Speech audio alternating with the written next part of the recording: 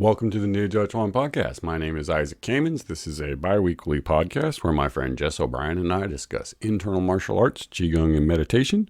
In this episode, we begin our discussion of Yang Cheng Fu. Yang Cheng Fu is the grandson of the founder of the Yang style Tai Chi, and he's probably singly most responsible for its spreading out into the world.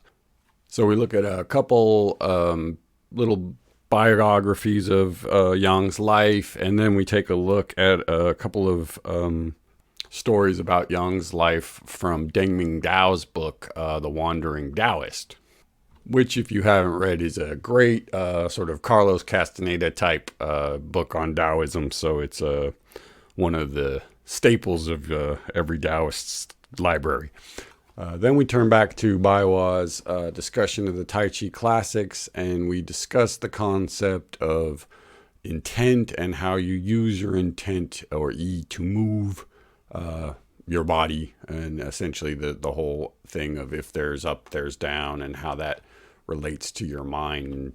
And this week for our Patreon subscribers, we continue the discussion of the 100-character tablet in Baiwa's book, and we talk a little bit more about Lu Dongbin, the author of the 100-character tablet. And for our premium subscribers, we are releasing a very, very, very interesting interview we did with Mike McConnell. Mike McConnell was one of Bruce's early students in Denver, and for my money, one of probably the best fighters ever to come out of Bruce's school. He's just a really interesting guy, and we had a great discussion about his training with Bruce in the old days and sort of how, things have changed and how some things have stayed the same over the years. So I encourage you all to go check out the Patreon. We got more interviews, bonus episodes, all that good stuff. All right. Hope you enjoy the episode. Thanks for listening, and take care of yourselves.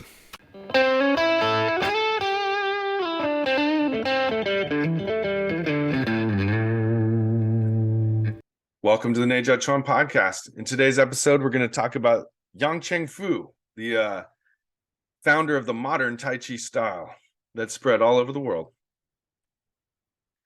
So we've been talking about the Yang family and the best known teachers of Tai Chi. And now we've made our way to Yang Cheng Fu. His life takes place 1883 to 1936. So I think when we think of Yang Cheng Fu, we think of the guy who popularized the style, who went out there and taught it to the masses and translated this family style of, fighting into a modern health exercise that sort of spread around the world.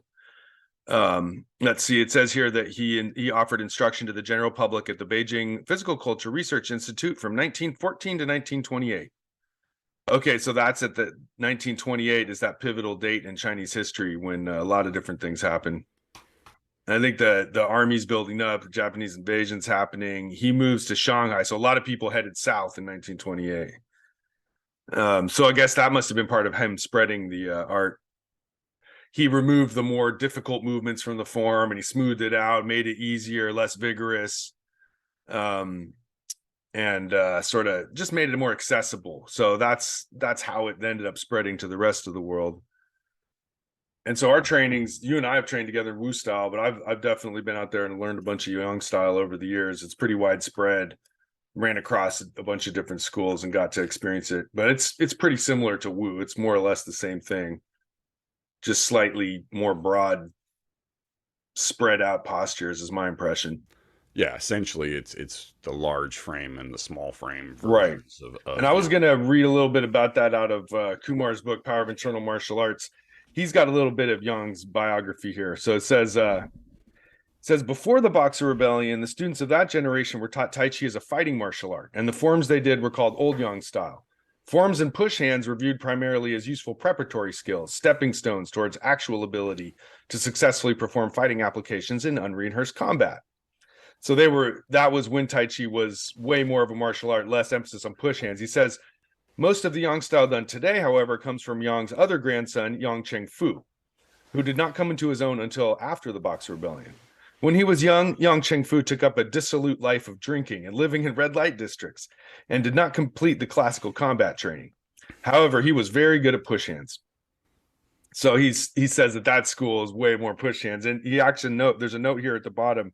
It says the story goes that his uncle locked Yang Cheng Fu in a room for several years and would not let him out until the young man could beat him at push hands, which is, I mean, several years. Damn. Yeah. But maybe Wow. there is something there of like his uncle was like, look, you better get good at something, and I'm going to make you push hands so you get it right.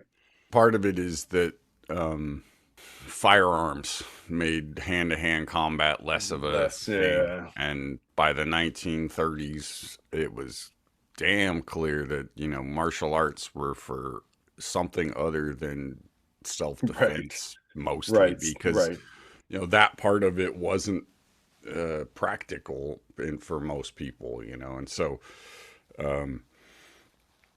where push hands is a excellent way to show your skill without any violence, right? And so what Tai Chi, similar to judo, right? You're able to show your skill, dominate the other person, win, but nobody really gets hurt because most of it is balance based, not strike based, right? It's all sort of from that position of contact, right?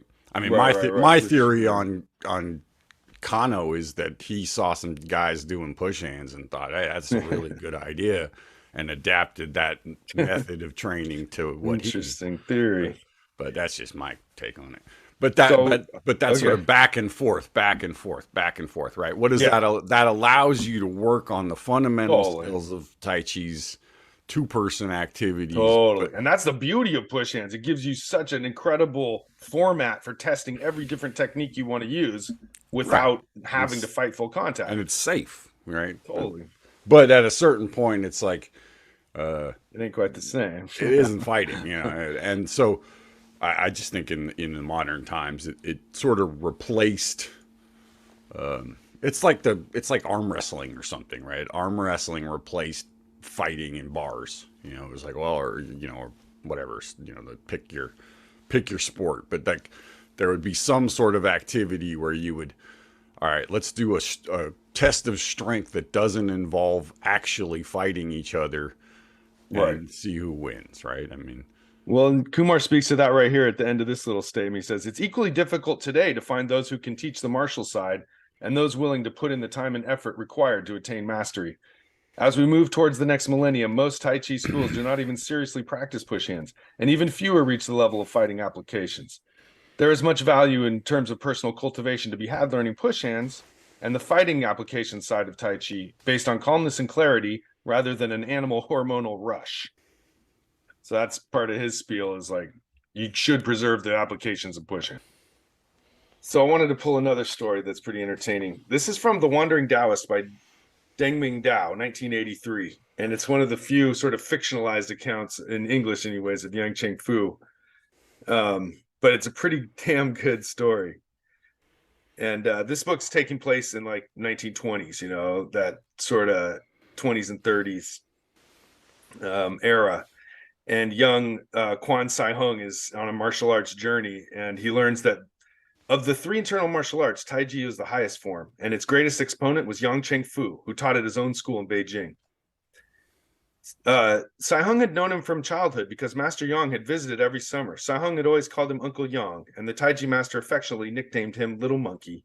Now Little Monkey was in his early teens.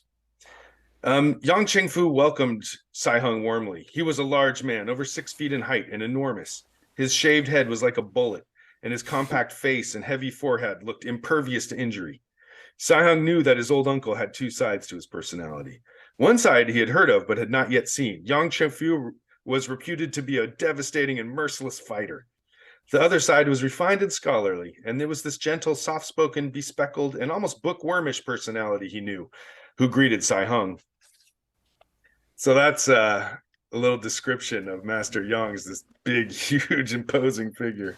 Well, you can see in the photographs of the guy, he was a big boy, Yeah, he does have that kind of like no neck kind of, just head to shoulders thing, and it's just like, you could hit that dude with a 2x4 and it probably wouldn't do much. So in the following weeks, the bespectacled Yang Cheng Fu introduced Sai Hung to Tai Chi Chuan. It was a complete system of therapeutic physical exercise, meditation, and martial art. In living up to its name, which meant the Great Ultimate Fist, Tai Chi used a wide-ranging set of practices. Aside from its unusual slow-moving set, Tai Chi had its own Qigong, standing and sitting meditations, Tai Chi ruler, and the Tai Chi spheres that are being 3-foot diameter stone spheres that were rolled around the practitioner's leg, and a smaller sphere to develop the palms and fingers by rolling it on a concave table. That's interesting. Wow. So it says all the techniques increased and trained internal energy until the practitioner could open his meridians and psychic centers. So, and I thought that was a pretty that's a pretty out there description of Tai Chi. Like a lot of times we think of it as just energy and movement, but That's a decent description of what. yeah, I like it because it's a little mystical and it's a little legit at the same time, right? So I wanted to read a little bit more because this connects with some of the stuff that Baihua has been saying in this. He says, with these practices, the Tai Chi set became a moving meditation that set into motion the microcosmic orbit, which vertically encircled the torso, and the macrocosmic orbit, a circuit through all 4 limbs. The internal energy traveling through these circuits naturally spilled into connecting meridians, powered the psychic centers, and massed potential human energy to tidal wave force. As a healing element, this flow of energy increased circulation, calmed the mind, relaxed the muscles, and healed the nervous, organic, and skeletal problems. As a force for fighting, its use allowed internal energy, not muscular force, to defeat the opponent. When a Tai Chi master struck an enemy, his internal energy entered into the enemy's body, destroying body tissue more than a physical blow could ever do. That's dope. So it's internal energy, a microcosmic orbit is what it's all about, right? Yeah, well, I don't know if the guy was any good at it, but he was damn good at talking about it because that's a great description. Yeah, no, that's that's exactly the point that Baiwa makes over and over. Essentially, is that the microcosmic orbit is the primary thing that you're doing. But I also like that he throws in the macrocosmic being the arms and legs. So a larger circulation that goes further distance around you, basically. He's describing, pretty much the standard procedure that you would go through to do Tai Chi Chuan. Yeah, I like the way Deng Ming-Dao writes it. It's a good. It's a less. Yeah, exactly. It's there's a little action to it. It's not just like a boring, dusty old book. Like he presents Tai Chi as this amazing, wonderful, life-changing, energizing practice that it is. I describe it as the Carlos Castaneda of Taoism. Right? Yeah, totally. It's not untrue. It's just it could have happened like this, Well, who cares if it's true? It's so good. Exactly. Yeah. So let me keep on with this topic. But the revolutionary nature of Tai Chi as a fighting art went beyond this. Tai Chi advocates relaxedness and lightness in contrast to other styles' principles of strength and heavy strikes. The Tai Chi practitioner remains relaxed and calm during a fight, not simply for enhanced reflexes or clear thinking, but also to allow his internal energy to flow unhindered by muscular tension. The relaxation then allowed the fighter to casually touch his opponent with enough sensitivity to detect the force and direction of oncoming attacks. In turn, the softness of his own body yielded no clues as to his own movement. This was the essence of deviousness in internal martial arts.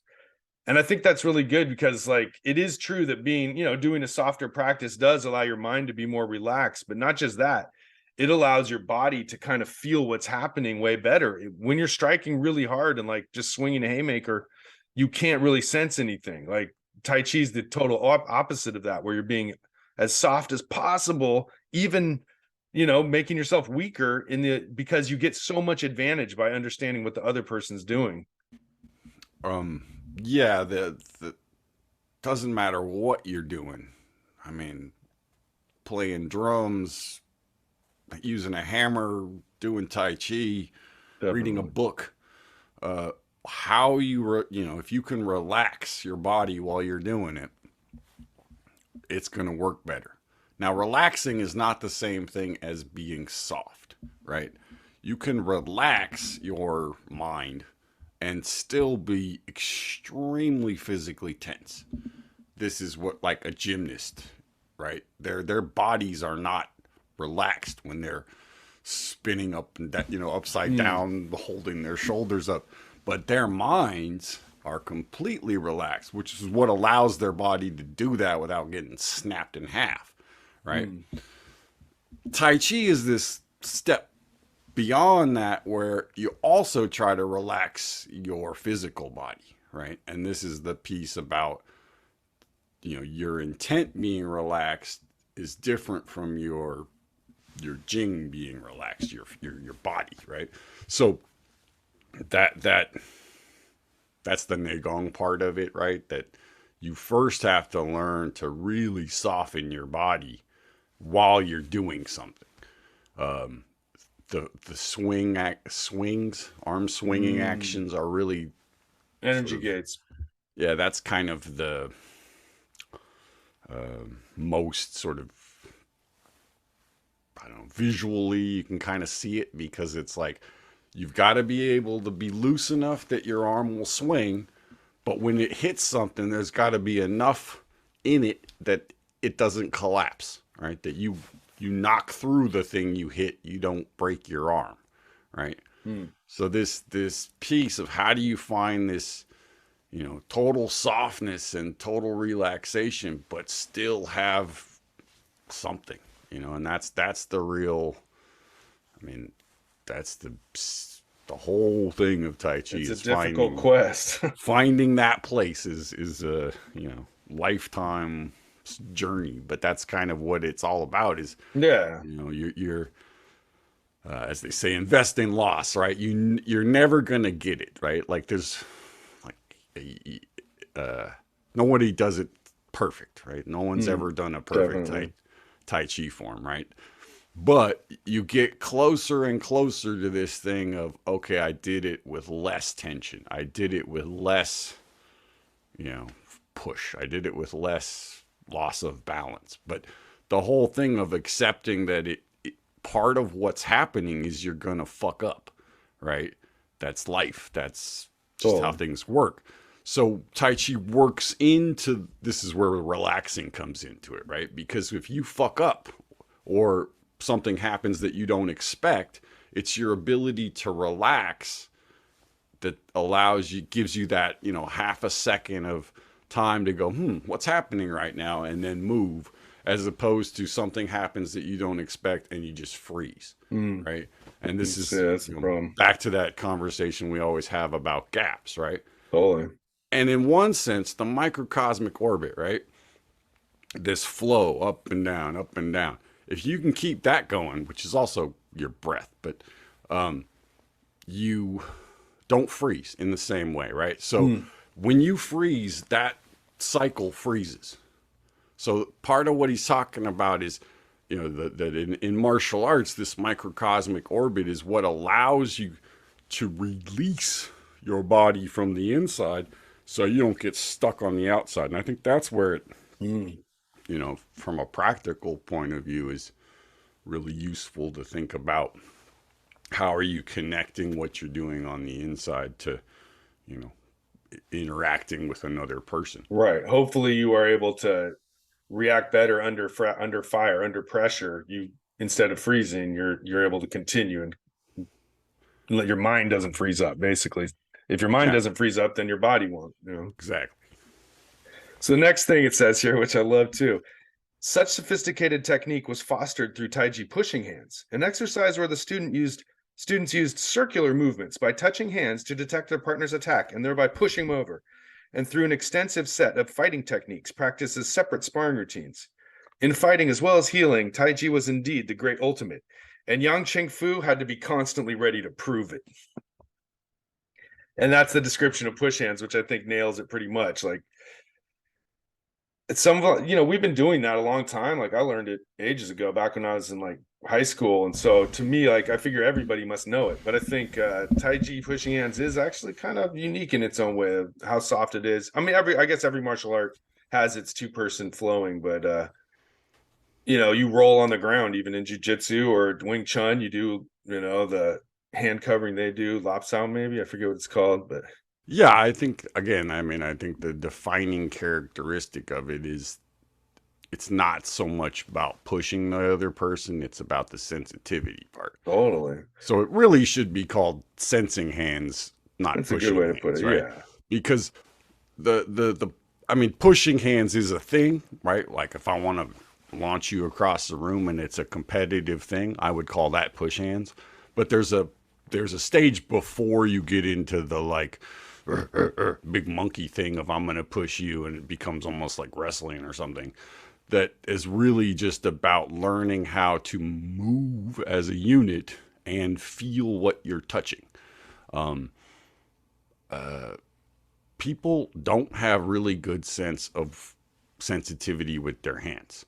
And this is why things like body work and Tai Chi really go together well because they both teach you how to feel your hands and playing music too. That the more you can feel what happens, like not just in the motion of your hand, but the contact of what it's touching, the better your kind of sensory awareness is. So they in Tai Chi talk about being able to think from your hands or think from your belly, right? You feel from your dandian is the phrase Bruce Hmm. would use. But that your hand is it's the sensor. It's the little thing at the end of the wire that tells you what that actually feels the temperature, Yeah. right? Yeah. But your dandian is the thing that registers it, right? Not your head, not your brain. That's the normal state of affairs is it goes from your hand to your brain. But what you're learning in Tai Chi is how to let that sense of awareness from your fingertips go into your body, right? First, and then go to your head, right? So you get the gut tells you what's happening Mm. before your mind goes, oh, I should do something because Totally. that takes a lot longer, right? And what an advantage that could be in Yeah, so many circumstances. that's why most of the training in Tai Chi they talk about at least on some level, the connection coming from your waist, Hmm. because it's that thing of it isn't just about you know seeing something and registering it with your brain and then telling your body to move. There's a piece in the middle that if you can actually have your body have some intelligence, Hmm. it will do it on its own without your conscious And that mind. micro cosmic orbit can be part of that training of that bridge between body, the top I of your mean, body and the bottom, like it is the smooth that training. out, Yeah, right? yeah, yeah. I mean, Moving on with our discussion of the Tai Chi Chuan classics as interpreted by Bai Hua in his book Uncovering the Secrets of Internal Power in Tai Chi Chuan. We've come to the next section here. The classic states this: when you intend to move your opponent, your mind must move in the opposite direction. And so Bai Hua explains it a little more. He says, here we are talking about yi, or mind. People commonly interpret this as being about creating strength in one particular direction. But the more important aspect is how the mind moves in order to create it. Beginners are confused by this and can't find the right way to do it. So here we are talking about the use of yi and your mind in the Tai Chi form and application that is at the essence of Tai Chi. Like this is just one of the most huge foundational teachings of the whole thing that makes it all make sense. Even though it's got a yin and yang sort of opposites aspect to it, it really nails down what Tai Chi is all about, if you ask me. yeah, and this is a critique in a sense because he's saying that people frequently think about this as essentially if I want my arms to go up, my butt has to go down, right? That my body has to physically move in order. So there has to be like a kind of like a scale, right? Something has to go Mm. down for something else to go up, right? Hmm. Which and he's saying it's not about a physical direction of movement, it's about which direction your mind goes. So taking something like the very first motion that you do is you start to bring your arms up, right?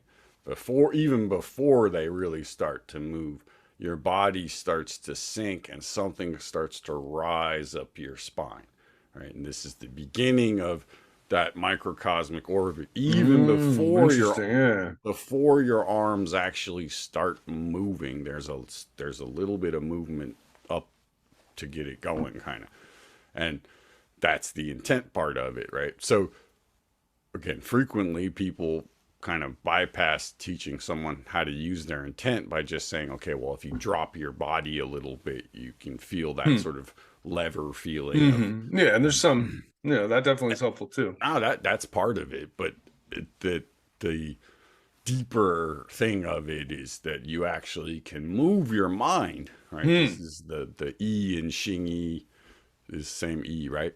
That your intent, your conscious thinking mind can move around inside your body. And that has the way frequently we might say it is you can change the center of gravity in your body, but with your intent, right? So I can make the pressure that's coming into me go up into my chest, and I can make it drop down into my belly and my lower back effectively, right? So if I want to make my arms go down, I make the thing in my body go slightly up. If I want my arms to go up, I make the intent in my body to go slightly down. But it's It's not. like there's this balance to it. Like every time my arms move forward, a part of me has to mentally, energetically move backwards to balance that out. And Yep. it gives it more power when you do that. Yeah. And it's not. I think the way I would say it is people confuse it's either or, right? It's not physical or just magically doing it with your mind. It's both, right? That there You're adding has that mind aspect. I like that. Yeah. that has to be linked to what you're doing, but it has to come from this place of intent, not just, kind of jerking your body around. It's not just mechanical, it's both. Yeah. There's an energetic and awareness aspect to it. Yeah. And that's what sets Tai Chi apart. Again, it's like the other internal martial arts do it too, but Tai Chi is just where it's like brought to a masterful level of like there's so many complicated movements in the form, and every time you go one direction or the other, your mind has to go the other way as well. Every time you move forward, your mind goes back. Every time you move down, your mind goes up. And it takes a lot of concentration. Like the more you can concentrate, the better you're able to do it. And the better you're able to concentrate, that benefits everything you do. So he ends with a discussion of emptiness versus solid. So he says you want to, he wants this teaching to focus on that your ability to distinguish void or emptiness from solidity. So every place has its own areas of void and solid, and there's always voidness and solidness everywhere. He says you need to make a continuous internal connection in the whole body without any disruption in order to navigate this void and emptiness. So continuous internal connection, that reminds me of stuff we've seen all along in all these different internal martial arts articles. That's a hell of a thing. That's a hell of a line to throw in there, because that's Just toss that in there. That's a whole big discussion. Right. I mean, it's everything we've been talking about is building that continuous internal connection, and all the internal martial arts all want to do that. Well, he's beginning to bring in the concept of what, in English is sometimes just referred to as empty and full, right? That you have, on a physical level, it's like a weighted foot and an unweighted foot, right? But there's a piece about empty and full that's not physical. It's about mind, right? And that some part of your movement has to be full of your mind, and some part of your movement has to be full of your weight. If you're on one leg, right, that leg has to have the solidity. That's your structure, right? But your other leg that doesn't have any weight on it still has to have something, i.e. your intent, in that leg, right? There's something keeping that foot rooted on the ground that isn't physical weight. And this is a big thing in Santi and Xingyi, big thing in Bagua when you're trying to learn how to walk on one, do a single leg type of thing. And in Tai Chi, it's one of the main principles is that you always have this thing of what they refer to as you're not double weighted, right? You're not using the weight of both things, but that's not really referring to, or not always referring to, physical weight, because you can be double weighted in your mind, essentially, is And that's kind of what he's talking about here, is that you have to have a distinguished sense of fullness and emptiness in your whole movement, right? In your, as he puts it, your continuous internal connection in the whole body, right? From posture to posture, the internal energy is unbroken, is the way Bruce translates this one, right? That as I move from point A to point B, there is also something inside of me moving from a point A to a point B. Maybe not the same one as I'm moving externally, and that's an important piece. But those two things are linked. And being able to tell the difference essentially between when it's there and when it's not is really like one of the main sensitivity trainings of Tai Chi, right? Because it's like it also extends later into your hands. You know, if you're doing a push, are you pushing evenly with both hands? Because if you are, essentially you're double weighted. If one hand is slightly less than the other, you're not, right? This is another kind of thing of it, right? So this kind of, it goes into a much deeper discussion, but he's bringing it up because in order to get the sensitivity to break someone's root, you have to feel into their body and you have to feel their root. You can't just, think about it. So yeah, you have to actually have the sensitivity and internal connection. Internal cohesion might be a better way to, everything inside of you has to be one thing in order for that one thing to move something else, to affect someone else, right? So in a sense, he's saying you've got to have pretty good Neigong for this to work. He's saying it's not just going to work if you think about it. There has to be a fair amount of training in this, stuff to be able to do that. Okay, well, good stuff. All right, man. All right, bro. Talk to you next time. Yep. Hey, folks, hope you enjoyed the episode there. Just a quick reminder, check out the Instagram for pictures to go along with the episodes. We also have a Facebook group if you're interested in that. And check out the Patreon for the interview with Mike McConnell and much, much more. All right, take care of yourselves and be well.